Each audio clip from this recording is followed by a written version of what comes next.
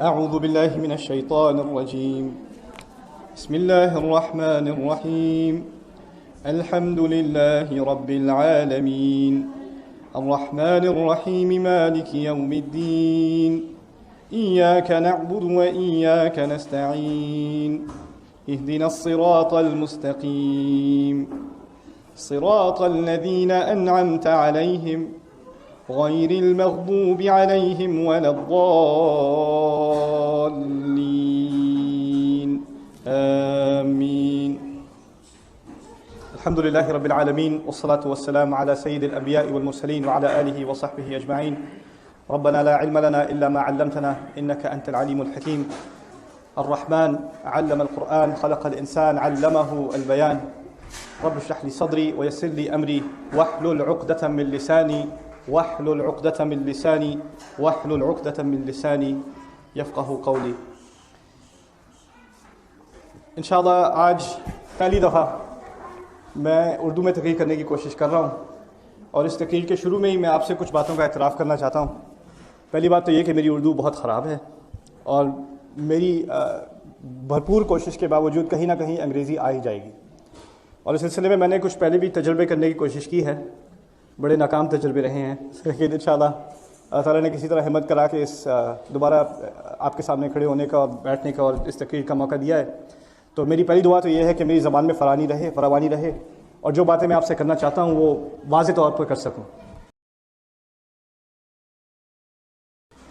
دوسری بات یہ کہ اسی سلسلے میں آپ کو ایک کہانی تھوڑی سی چھوٹی سی سنانا چاہتا ہوں. میرے ایک کزن ہیں، بڑے بھائی کی طرح، ان کی اردو کافی اچھی ہے. تو ہم بیٹھے آپس میں ایک دفعہ روڈ ٹرپ پہ ہم تھے، اکٹھے جا رہے تھے. تو میں نے کہا چلیں بھائی اگلا 1 گھنٹہ صرف اردو میں بات کرتے ہیں، انگریزی کا ایک لفظ نہیں استعمال کرتے ہیں، ٹھیک ہے؟ کہتے ہیں یار دیکھو یہ بہت ڈیفیکلٹ ہو جائے گا، کیونکہ جو ووکیبولری ہے نا اردو کی اس میں بڑی ساری کمپلیکیشنز ہوتی ہیں، اور اس وجہ سے کبھی کبھی انگلش کے ورڈز انسرٹ کرنے پڑتے ہیں. تو خیر اسی طرح کی انسرشنز میری بھی ہوں گی. تو اتنا تو آپ کے ساتھ میرے ساتھ صبر کرنا پڑے گا انشاءاللہ تعالی. دوسری بات یہ کہ میرے نزدیک عام لوگ آپس میں جب اردو میں بات کرتے ہیں تو اس قسم کی انگریزی کا عمل دخل ہماری باتوں میں ہوتا ہے، ویسے ہی ہوتا ہے. میری تقریر ایسی تو ہوگی نہیں جیسے کہ آپ کو اگر اردو میں تقریر سننے کی عادت ہے تو جو ہمارے بہت مبلغین ہیں، بہت اردو میں جن کی فصاحت ہے، بہت خستہ اردو ہے، صاف اردو ہے، جن کا تجربہ ہے سالوں کا اردو میں تقریر دینے کا، ویسی تو یہ تقریر ہوگی نہیں. اور جن لوگوں کو واقعی اردو کا ذوق ہے ان کے تو شاید پیٹ میں درد بھی ہو جائے آج کے بعد، ٹھیک ہے؟ لیکن ان تمام چیزوں کے باوجود میں پہلے اس سوال کا جواب دینا چاہتا ہوں کہ میں یہ تقریر کر کیوں رہا ہوں اور اس پروگرام کو میں اردو میں کرنا کیوں چاہتا تھا. پہلے تو اس بارے میں مجھے بہت دفعہ ریکویسٹ آئی، بہت دفعہ لوگوں نے درخواست کی انٹرنیٹ پہ، پاکستان سے، انڈیا سے، کہ آپ اردو میں بیان دیں، آپ کی انگریزی ہمیں سمجھ نہیں آتی، آپ بہت جلدی بولتے ہیں. اور اس بارے میں مجھے کافی دفعہ کمپلینٹ جو ہے خطبوں کے دوران بھی ہوئی، بعد میں آ کے جو ہمارے بزرگ حضرات ہیں انہوں نے کہا کہ آپ بہت تیز بولتے ہیں، میری ویسے ہی انگریزی خراب ہے اور پھر اوپر سے آپ تیز اتنا بولتے ہیں، تو آپ اردو میں دیا کریں کبھی کبھار بیان. تو میں نے سوچا کہ میرے اردو میں بیان دینے کا فائدہ کیا؟ اردو میں اتنا مواد موجود ہے، اتنے درس القرآن، اتنے درس الحدیث، درس سیرت، اس میں کوئی کمی تو ہے نہیں. لیکن ایک موضوع جو میرے نزدیک جس میں کمی ہے، جس پہ اس موضوع پہ بحث نہیں ہوئی، اور یہ صرف اردو کا مسئلہ نہیں ہے، یہ تمام غیر عربی زبانوں کا مسئلہ ہے. ایک خاص موضوع ہے جس پر صرف عربی میں آپ کو بحث ملتی ہے قرآن کے متعلق، اور باقی زبانوں میں نہیں ملتی، اور وہ موضوع ہے قرآن کی خوبصورتی کا، قرآن کے جمال کا. آپ کسی بھی زبان سے متعلق ہوں، اگر آپ مسلمان ہیں تو آپ نے بچپن سے 1-2 چیزیں قرآن کے بارے میں سیکھی ہیں. ان میں سے ایک بات یہ ہے کہ قرآن اللہ تعالیٰ کا کلام ہے، اور یہ کلام اتنا کامل ہے اور اتنا، اب میں انگریزی کا لفظ استعمال کرنے والا ہوں، اتنا پرفیکٹ ہے کہ اس میں کوئی غلطی کا امکان ہی نہیں ہے، اور اس میں ایک حرف اپنی جگہ سے نہیں ہل سکتا، ایک لفظ اپنی جگہ سے نہیں موو کر سکتا. اور اس کے علاوہ یہ بھی کہ جو عربی کے شاعر تھے اس زمانے کے، وہ بہت ہی زبردست، بہت فصیح، مبلغ، وہ بھی قرآن کے سامنے بالکل عاجز ہو گئے، قرآن کا جواب نہیں دے سکے. قرآن نے کیا کہا تھا؟ اسی طرح اگر واقعی اس میں شک ہے تو اس طرح کی کوئی صورت لے آؤ. اور قرآن کی سب سے چھوٹی صورت کون سی ہے آپ بتائیں؟ سورہ کوثر. کتنی آیات ہیں سورہ کوثر میں؟ 3 آیات ہیں. ایک لائن نہیں بنتی، 2 لائنیں بنتی ہیں بس، ایک صفحہ بھی نہیں بنتا. اب عربوں کے سامنے ایک بہت سیدھی سادی چوائس ہے، یا تو آپ 3 لائنیں بنا دیں، یا آپ تلوار اٹھا لیں، یا آپ اپنے لوگوں کو قتل کرنا شروع کر دیں. اپنے اندرونے میں اندرونی جنگ ہو جائے ان کے درمیان. اور ان کے لیے جنگ کرنا آسان تھا، ایک صورت بنانا مشکل تھا. یہی بات ہوئی نا. ایک صورت کا بنانا، کچھ 10 صورتیں، پھر اس کے بعد ایک صورت، 10 آیتیں، کچھ بنانا ان کے لیے مشکل تھا. ان میں سے کوئی چیز نہیں کر سکے وہ. اور یہ بات ہم شروع سے سنتے ہیں کہ قرآن بہت زبردست ہے، اس میں تو کوئی خلل ہے ہی نہیں، اور اس کی خوبصورتی اور اس کی طاقت اور اس کا اثر لوگ سنتے تھے اور ان کی زندگی ایک دفعہ سننے کے بعد بالکل بدل جاتی تھی. یہ باتیں میں نے بھی سنی ہے اور آپ نے بھی سنی ہیں. لیکن اس میں ایک مسئلہ ہے، خاص کر غیر عرب کے لیے، اور آج کل تو میں کہتا ہوں عربوں کے لیے بھی یہی مسئلہ ہے. وہ یہ ہے کہ میں آپ کو مثال دیتا ہوں. کوئی آپ سے کہ یار میں نے ایک یہ فلم دیکھی تھی بڑی زبردست، اوئے ہوئے اس سے اچھی تو فلم ہے ہی نہیں کوئی کہے آپ سے. پھر ایک اور آپ سے وہی کہے بڑی زبردست فلم تھی، اوہ مزہ آ گیا. پھر ایک اور کہے، پھر ایک اور کہے. آپ نے نہیں دیکھی فلم. آپ نے فلم کے بارے میں کچھ پڑھا ہے، آپ نے کچھ سنا ہے، اور آپ جا کے دوسرے سے کہہ دیں یار وہ فلم جو ہے نا بڑی زبردست ہے، اوہ بہت ہی زبردست، اس سے اچھی تو کوئی فلم ہے ہی نہیں. آپ نے دیکھی نہیں دیکھی؟ نہیں. آپ کو اس فلم کا کوئی تجربہ نہیں ہے. میں یہ نہیں کہہ رہا جا کے فلمیں دیکھیں آپ، میں صرف مثال دے رہا ہوں. لیکن آپ کو اس بارے میں کوئی اپنا خود ڈائریکٹ ترجمہ، کوئی ڈائریکٹ ایکسپیرینس نہیں ہے، آپ کا کوئی تجربہ نہیں ہے. ہمارا تجربہ جو قرآن کے ساتھ ہے، ہمارا جو تعلق زیادہ اکثریت کا ہماری قرآن کے ساتھ ہے، وہ کس طرح سے ہے؟ یا تو درس ہے، کوئی قرآن کو سمجھا رہا ہے، یا ترجمہ پڑھ رہے ہیں، ٹھیک ہے نا، یا ترجمہ پڑھ رہے ہیں. پھر ہمارے ہاں ایک بہت عام جو ہے خیال ہے کہ عربی کے بہت سارے الفاظ اردو میں بھی استعمال ہوتے ہیں. تو قرآن جب سننے میں آتا ہے تو کافی سارے الفاظ ہمیں جانے پہچانے لگتے ہیں. تو یار مجھے تو قرآن آتا ہے، سمجھ میں آ جاتا ہے، کافی سمجھ میں تو 70-80% سمجھ آ جاتا ہے. میں نے بہت لوگوں سے سنا ہے، خاص کر اردو بولنے والوں سے، کہ ہمیں تو قرآن بہت اچھی طرح سمجھ آتا ہے ماشاءاللہ، اس میں تو ہماری اتنی مشکل ہے نہیں ہمارے لیے. میں آپ کو ایک بات بتاؤں، اردو اور عربی میں زمین آسمان کا فرق ہے. یہاں تک کہ الفاظ کے معنوں میں زمین آسمان کا فرق ہے. ایک ایک لفظ، کچھ الفاظ ہیں اور وہ بھی کم نہیں ہیں جن میں جو عربی کا معنی ہے وہ اردو کا معنی ہے، ٹھیک ہے وہ ہیں. لیکن سینکڑوں الفاظ ایسے ہیں جو اردو میں ایک معنی دیتے ہیں اور عربی میں بالکل ہی دوسرے معنی دیتے ہیں، اس سے کوئی تعلق ہے ہی نہیں. تو آپ قرآن سمجھ رہے ہیں، قرآن پڑھ رہے ہیں، سن رہے ہیں، اور اس میں آپ نے وہ لفظ سنا جو آپ نے کبھی اردو میں بھی سنا ہوا ہے، اور آپ سمجھے کہ یہ تو مجھے سمجھ آ گیا. سمجھ نہیں آیا. جیسے میں آپ کو مثال دیتا ہوں، هل جزاء الاحسان الا الاحسان فبأي آلاء ربكما تكذبان. ان آیات کا خراب ترجمہ یہ ہوگا احسان کا بدلہ تو احسان ہی ہوگا. هل جزاء الاحسان الا الاحسان. خراب ترجمہ ہے، غلط ترجمہ ہے، سرے سے غلط ہے. کیونکہ اردو کا لفظ احسان اور عربی کا لفظ احسان زمین آسمان کا فرق ہے. اگر میں نے آپ پر احسان کیا، اور انگلش میں سے کیا کہتے ہیں، میں نے آپ پہ کوئی احسان کیا، I did you what? I did you a favor. احسان کا مطلب کسی نے کسی کے لیے بھلائی کی، کسی نے کسی کے لیے کوئی ایسی چیز کی جو اس کو کرنی نہیں چاہیے تھی، لیکن اس نے اپنے طور سے ایکسٹرا کوئی چیز کر دی، کسی پر کوئی انعام کر دیا، کسی کو تحفہ دے دیا، کسی کو معاف کر دیا. ایسی چیز نہیں جو آپ کو کرنی چاہیے تھی. مثلا آپ صبح جاب پہ جاتے ہیں تو آپ اپنی کمپنی پر احسان نہیں کر رہے، ٹھیک ہے نا. لیکن اگر آپ کو دوست کوئی کال کرتا ہے، کہتا ہے یار میں ایئرپورٹ پہ ہوں، میں پھنس گیا ہوں، گاڑی خراب ہے، آ جاؤ، تو آپ اس پر احسان کر رہے ہیں. عربی کا لفظ احسان اس وقت استعمال ہوتا ہے جب انسان اپنی بہترین کوشش کسی کام میں لگا دے. یعنی میں نے جو کر سکتا تھا میں نے کیا، اس سے زیادہ مجھ میں محنت کی صلاحیت تھی ہی نہیں، تب کہتے ہیں کہ میں نے احسان کیا ہے. اللہ تعالیٰ فرماتے ہیں هل جزاء الاحسان الا الاحسان. بہترین عمل، بہترین کوشش، بہترین عمل اور بہترین کوشش کی کیا جزا ہونی چاہیے؟ تمہیں تو بہترین ہی ملے گا. تو وہاں معاملہ بہترین کا ہے، ہمارے ہاں معاملہ کسی پر احسان کرنے کا ہے.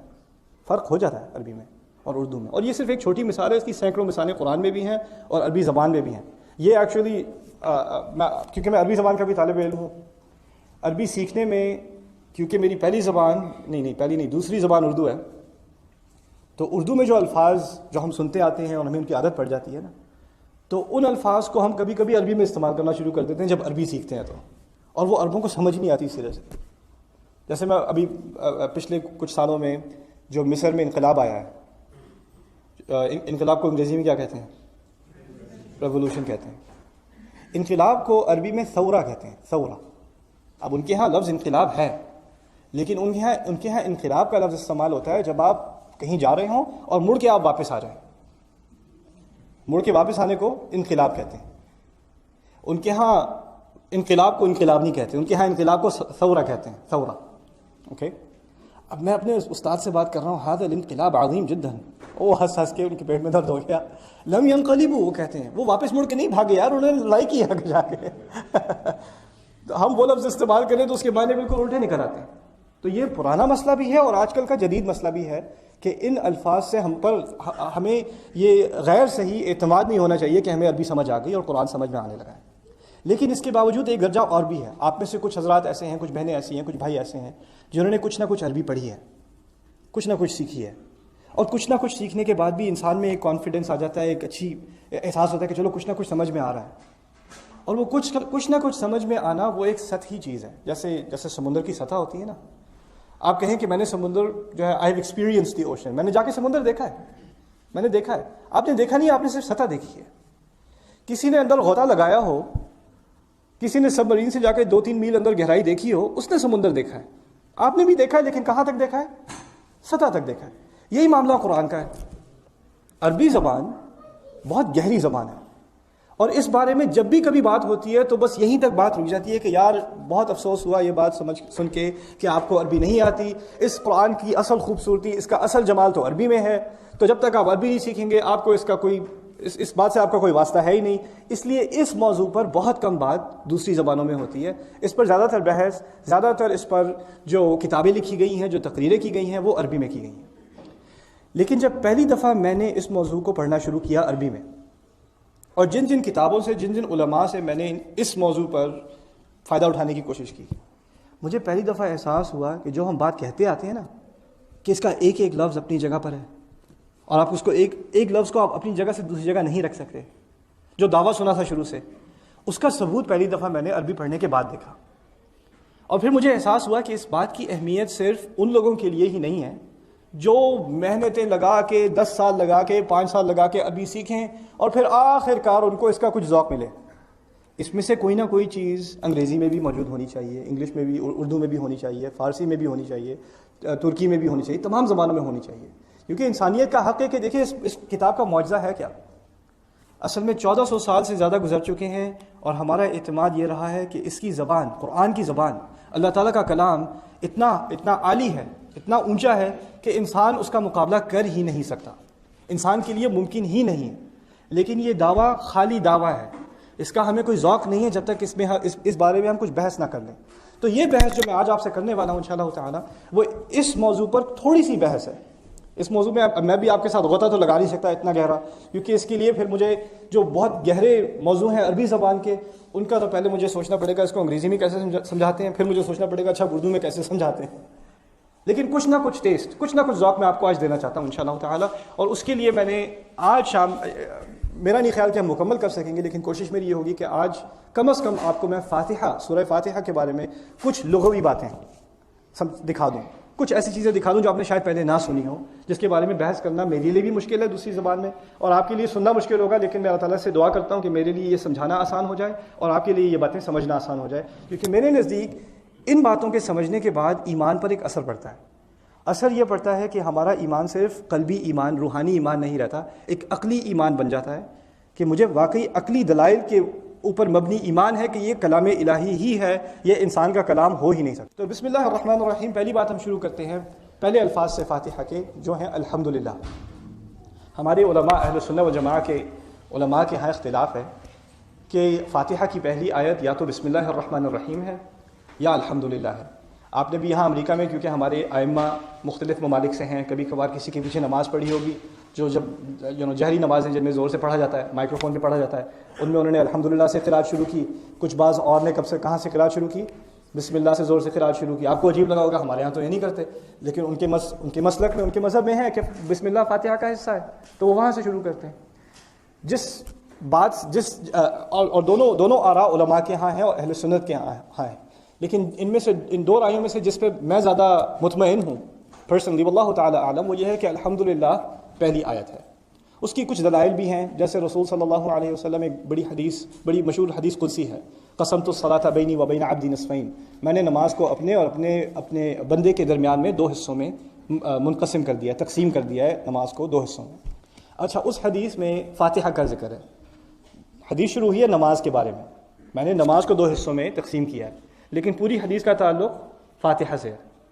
یعنی اللہ تعالیٰ کے رسول کے نزدیک صلی اللہ علیہ وسلم اور اللہ تعالیٰ کے ہاں نماز میں اور فاتحہ میں فرق ہی نہیں ہے. نماز کا دل فاتحہ ہے, تو فاتحہ کو 2 حصوں میں تقسیم کیا گیا ہے. فنصفها لی ونصفها لعبدی, حدیث کہتی ہے کہ آدھا اس کا میرے لیے ہے اور آدھا میرے عبد کے لیے ہے، میرے بندے کے لیے ہے۔ اچھا، اب جب اس حدیث کی شرح شروع ہوتی ہے تو پہلا کلام اس میں یہ ہے وَإِذْ قَالَ الْعَبْدُ الْحَمْدُ لِلَّهِ، جب میرا بندہ کہتا ہے الحمدللہ، تو بات کہاں سے شروع ہوئی؟ الحمدللہ سے۔ تو حدیث سے دلیل مل گئی کہ اصل اس کی بدایت، اصل شروعات فاتحہ کی وہ ہے الحمدللہ۔ اچھا خیر، الحمدللہ کے معنی کیا ہیں؟ کسی کو پتہ ہے؟ مجھ میں بہت صبر ہے، میں انتظار کا ماشاءاللہ۔ مجھے انگریزی نہیں آتی آج بھول گیا انگریزی۔ تمام تعریف اللہ کے لیے، یہ آدھا ترجمہ ہے۔ تمام تعریف اور تمام شکر، تمام تعریف اور تمام شکر اللہ تعالیٰ کے لیے۔ حمد کے لفظ میں، عربی کے حمد کے لفظ میں دو چیزیں شامل ہیں۔ ابھی میں نے ان دو چیزوں کا آپ کے سامنے ذکر کیا، وہ کیا دو چیزیں ہیں؟ تعریف اور شکر۔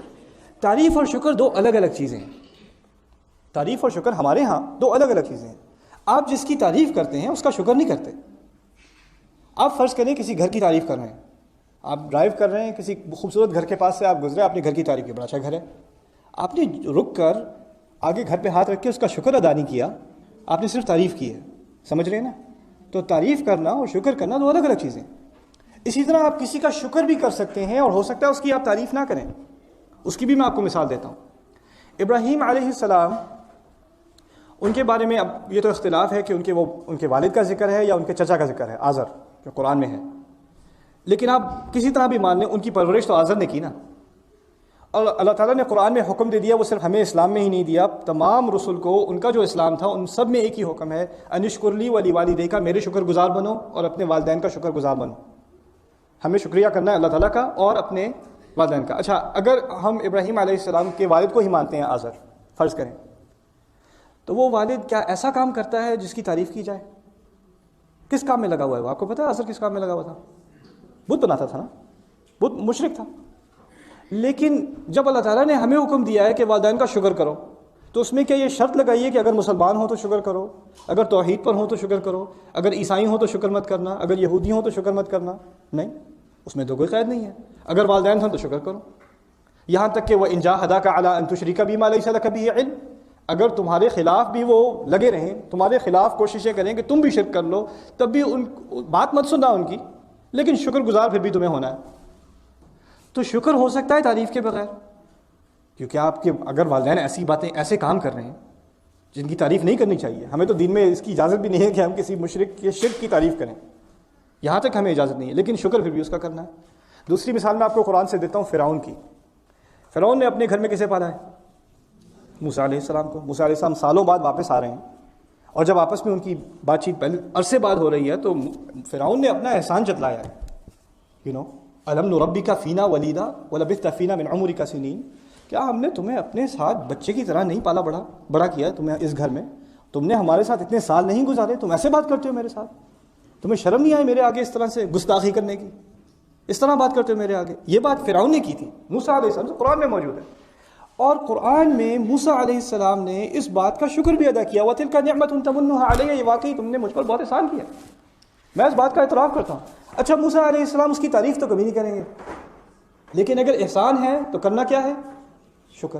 میرا کہنے کا مقصد یہ ہے کہ تعریف میں اور شکر میں فرق ہے، یہ دو الگ الگ چیزیں ہیں۔ اور جب ہم الحمدللہ کہتے ہیں تو ہم نے کیا کیا چیزیں شامل کر دیں؟ ایک طرف حمد اور دوسری طرف، ایک طرف تعریف اور دوسری طرف شکر، دونوں چیزیں ہم نے ملا دی۔ اچھا، اب عربی کی طرف آئیے ذرا۔ عربی میں ایک اور لفظ ہے مدح، مدح اسے ہم مدح کہتے ہیں اردو میں، مدح کا لفظ ہے عربی میں۔ مدح کے معنی ہے تعریف، مدح کے معنی ہے تعریف۔ عربی میں ایک اور لفظ ہے، وہ اردو میں بھی ہے، اس کا عربی کا لفظ ہے ثنا، اسے ہم ثنا کہتے ہیں۔ حمد و ثنا سنا ہے کبھی؟ حمد و ثنا، تو ثنا بھی تعریف کا لفظ ہے۔ تو اب میں آج آپ کو کچھ عربی کے الفاظ بھی سکھا دوں چلتے چلتے۔ حمد کا معنی کیا ہے؟ تعریف، اور اگر بہت زیادہ تعریف ہو، بہت بڑھ چڑھ کے تعریف ہو تو اسے ثنا کہا جاتا ہے۔ مدح عام تعریف، ثنا بہت بڑھ چڑھ کے، بہت ہی زیادہ تعریف، مبالغہ کر کے تعریف، مبالغہ آرائی کر کے تعریف، اسے ثنا کہتے ہیں۔ اچھا، اگر قرآن کہتا المدح للہ، المدح للہ کہا تو یہ ہے الحمدللہ، المدح للہ، اردو ترجمے میں کیا لکھا ہوتا؟ اگر المدح للہ لکھا ہوتا قرآن میں تو ترجمے میں پھر بھی لکھا ہوتا تمام تعریف اللہ تعالیٰ کے لیے، ہمیں تو فرق ہی نہ پتہ چلتا۔ لیکن مدح میں کیا چیز شامل نہیں ہے؟ اب میں آپ سے پوچھتا ہوں، مدح میں کیا شامل نہیں ہے؟ شکر شامل نہیں ہے، شکر شامل نہیں ہے۔ اچھا اگر قرآن کہتا ہے الشکر للہ، اگر قرآن میں لکھا ہوتا الشکر للہ تو شکر تو شامل ہوتا، پھر کیا شامل نہ ہوتا؟ تعریف شامل نہ ہوتی۔ دونوں طرح سے بات آدھی رہ جاتی ہے۔ اور اگر یہ بھی قرآن کہہ دیتا المدح والشکر، وا کے معنی کیا ہے اور بھی پتہ ہے؟ اور المدح والشکر للہ، المدح والشکر للہ، تو پھر تو ترجمے میں لگتا ہے بات ہو گئی، تعریف اور شکر، تمام تعریف اور شکر اللہ تعالیٰ کے لیے۔ لیکن عربی میں ایک قاعدہ ہے، وہ کہتے ہیں خیر الکلام ما قل ودل، بہترین بات وہ ہے جو کم سے کم الفاظ میں ہو، کم سے کم الفاظ میں آپ اپنا معنی ادا کر دیں وہ بہتر ہے۔ آپ زیادہ سے زیادہ الفاظ میں معنی ادا کرتے ہیں، اس کا مطلب ہے کہ آپ کے ذخیرہ الفاظ میں، آپ کی ووکیبلری میں وہ چیزیں ہیں نہیں جن کے لیے جن کو استعمال کر کے آپ جلدی سے بات کر سکیں۔ آپ کو بڑھا چڑھا کے بات کرنی پڑتی ہے، کیونکہ آپ کو اختصار سے، خلاصے سے بات کرنے کی قدرت نہیں ہے آپ میں وہ صلاحیت نہیں ہے۔ تو خیر، المدح والشکر للہ لمبا ہو گیا کام، الحمد اس سے بھی بہتر ہے۔ لیکن ایک اور فرق بھی ہے آگے جانے سے پہلے، عربی زبان میں کیونکہ بہت دقت ہے، بہت باریک زبان ہے، تو تھوڑا سا بھی فرق ہونا جو ہمیں ترجمے میں احساس نہ ہو، جس کا انہیں احساس ہوتا ہے عربی میں، بہت سینسٹیو زبان ہے، بہت حساس زبان ہے۔ اگر بیچ میں واو ڈال دیا، المدح و الشکر للہ، اگر واو بیچ میں ڈال دیا تو اس کہنے کا مقصد یہ ہے کہ کچھ چیزوں کے لیے تو میں اللہ تعالیٰ کی تعریف کرتا ہوں، کچھ چیزوں کے لیے وہ تعریف کا مستحق ہے، اور کچھ اور چیزوں کے لیے وہ شکر کا مستحق ہے، کیونکہ میں نے شکر اور تعریف کو الگ کر دیا زبان میں، اس کا مطلب ہے معنی میں بھی میں نے الگ کر دیا، فلسفیانہ طور پہ بھی میں نے الگ کر دیا۔ کچھ چیزوں کے لیے میں شکر کرنے کے تیار ہوں، کچھ چیزوں کے لیے تعریف کرنے کے لیے تیار ہوں۔ اچھا الحمد میں یہ مسئلہ نہیں ہوتا، الحمد میں جس چیز کی تعریف کروں گا اسی چیز کا شکر بھی کروں گا، جس چیز کا شکر کروں گا اس چیز کی تعریف بھی کروں گا، اور یہ بھی نہیں کہ ایک پہلے کروں گا پھر بعد میں دوسری کروں گا، اور پہلے ایک ساتھ ہی کرنی پڑے گی، ایک ساتھ ہی کرنی پڑے گی۔ دوسری عظیم بات یہ کہ مدح کا لفظ عربی میں، اس میں نیت شامل نہیں ہے۔ عربی کے لفظ میں جواب لغت میں بحث میں لگی، لسان العرب بہت بڑی بڑی ڈکشنریز ہیں عربی زبان کی، ہماری اردو اور انگلش کی طرح کی ڈکشنریز نہیں ہے جہاں آپ نے ایک لفظ دیکھا اور اس کا آگے معنی دیکھ لیا، نہیں، عربی میں ایک لفظ ہوتا ہے، پھر اس پہ 4 صفحے کی بحث ہوتی ہے ایک لفظ پہ، پھر دوسرا لفظ ہوتا ہے اس پہ 4 صفحے کی بحث ہوتی ہے، کیونکہ بہت باریک زبان ہے، وہ چاہتے ہیں کہ آپ سمجھیں ایک لفظ کو آپ بہت گہری طرح سمجھیں۔ اچھا اب مدح کے بارے میں جو بات لغوی ان کے جو اہل لغت ہیں انہوں نے کہی ہے کہ مدح میں نیت نہیں ہوتی، نیت شامل نہیں ہوتی۔ مثلا آپ نے کھانا پکایا، میاں گھر پہ آئے، دونے والے کھائے، ہاں بڑا اچھا کھانا ہے، بہت اچھا بنایا آج، شاید ان کے دل میں یہ بات نہیں ہے، مدح تو کر دی لیکن آپ کو اچھی طرح پتہ ہے کہ آپ نے نمک جان بوجھ کے نہیں ڈالا تھا، یہ صرف تجربہ تھا کہ وہ کہتا ہے کہ نہیں کہتا، رائٹ، پھر بھی مدح کر دی، حمد نہ ہوئی۔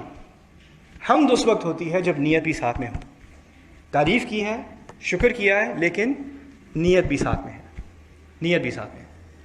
اچھا اب الحمدللہ کا سو فار جہاں تک ہم پہنچے ہیں ابھی تک، جہاں تک بات پہنچی ہے، اس سے پھر مقصد کیا ہوا کلام کا، ان چیزوں کا فائدہ کیا ہے؟ فائدہ ان کا یہ ہے کہ ہمارا جو نظریہ ہے، جس نظر سے ہم دنیا کو دیکھتے ہیں، اپنی زندگی کو سمجھتے ہیں، جو کچھ میرے ساتھ ہو رہا ہے، یا تو میری جاب میں کچھ مسئلہ چل رہا ہے، یا گھر پہ کوئی مسائل ہیں، یا کوئی پیسوں کے معاملے میں مسئلے ہیں، یا صحت کا مسئلہ ہے، یا رشتہ داروں کا مسئلہ ہے، یا سسرال کا مسئلہ ہے، کوئی بھی مسئلہ ہے، تو پہلے الفاظ جو میری زبان سے مسلمان کے طور پہ نکلتے ہیں وہ کیا نکلتے ہیں؟ الحمدللہ۔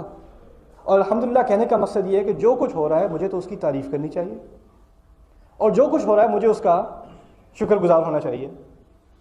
یعنی الحمدللہ کہنے کے بعد میرے پاس شکوے کی گنجائش نہیں رہی، یا تو ہم شکوے والے لوگ ہیں یا ہم الحمدللہ والے لوگ ہیں۔ اس سے انسان کی ذہنیت پہ بہت اثر پڑتا ہے ان الفاظ سے، الحمدللہ سے۔ الحمدللہ کوئی چھوٹا سا کلام نہیں ہے، اور ہمارے ہاں الحمدللہ تو اس وقت بھی کہا جاتا ہے جب ہمارے دل میں شکوہ ہو، شکل پر شکوہ ہو، کیا چاہے بس الحمدللہ یار کیا بتاؤں پھر وہ الحمدللہ نہیں ہے، کیونکہ لغت کے اعتبار سے حمد میں نیت شامل ہے، حمد میں سچائی شامل ہے۔ تو جب اللہ تعالیٰ کہتے ہیں نا لما تقولون ما لا تفعلون، تم کہتے وہ جو کرتے نہیں ہو، تمہاری زبان پر الحمدللہ ہے، تمہارے دل میں نہیں ہے، تمہاری شکل میں نہیں ہے، تمہارے خیالات میں نہیں ہے، تو یہی تو اصل شکوہ ہے اللہ تعالیٰ کا، لما تقولون ما لا تفعلون، یہ شروع ہوتا ہے الحمدللہ سے۔ سو الحمدللہ کو میں نے اس تھوڑے سے سیشن میں کمپیئر کیا ہے اب تک صرف مدح سے اور ثنا، اور دوسری طرف کیا لفظ تھا؟ شکر. اور الحمدللہ از دا بیسٹ وے. اس سے بہتر طریقہ نہیں ہے آپ کو ہم کرنے